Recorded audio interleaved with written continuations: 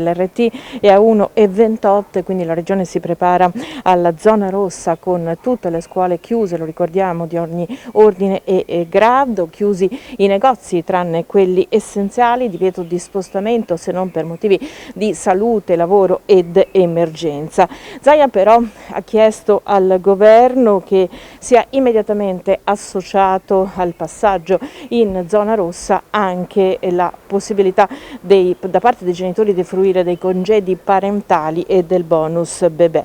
Parallelamente alle classificazioni regionali, il governo, come sapete, sta lavorando al decreto per intensificare le restrizioni a livello nazionale, con tutta Italia che potrebbe diventare arancione, con i weekend invece in fascia rossa.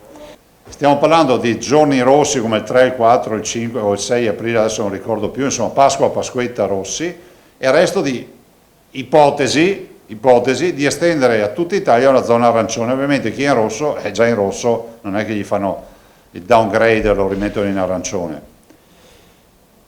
Ho chiesto però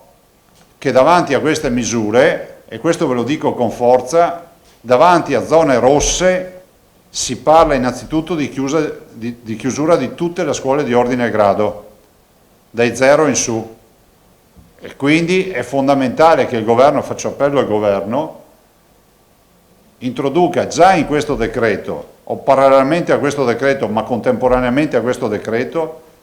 il tema dei congedi parentali, dei bonus babysitter e di tutto quello che ne deriva, per dare un minimo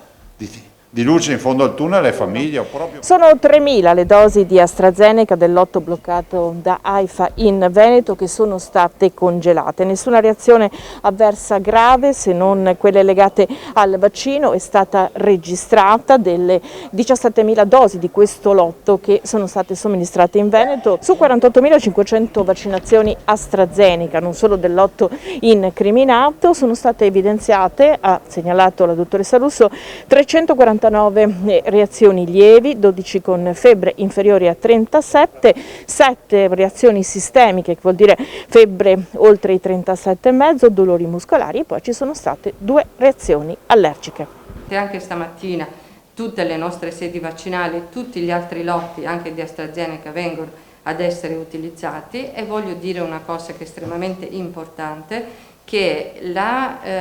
come si può dire, la segnalazione e anche il blocco di un lotto o di un vaccino è indicativo di un fatto che c'è un sistema che funziona e che è molto sensibile, perché la segnalazione serve a rafforzare quella che è la sicurezza di un prodotto che ha un utilizzo così ampio, che si rivolge a numeri altissimi nell'ambito della popolazione.